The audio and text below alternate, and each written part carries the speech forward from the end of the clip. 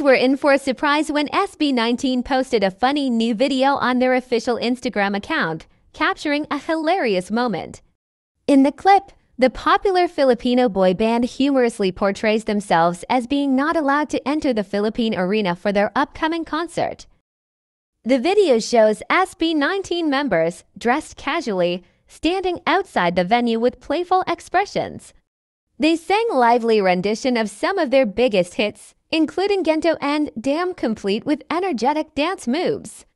Their impromptu performance was their clever way of pleading with security to let them in, laughing and joking along the way. ID po. Kailangan pa na ID? Yes po. Kami po yung magko-concert. Ay, hindi po kami niniwala, sir. Sample muna. Bawal po, ID po muna. Or sample muna. Sample daw. Paano yun? Papakita ko to. Pakita ano? Pag ito, pinakita ko. Okay, pakita mo na. Dali. Nakata kami, nasayawan mo. Paano ako?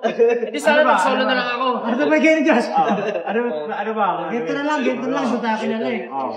Hindi mo ba kilala to, kuya? Di mo ito nakikilala? Hindi po eh. Hindi? Hindi mo lang.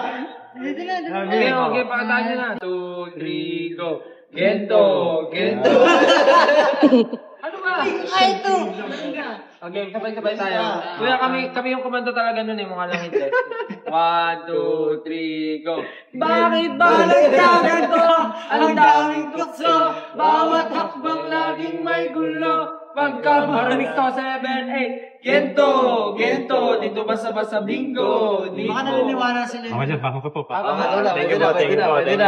Kailangan na pala sumayaw. Salamat po.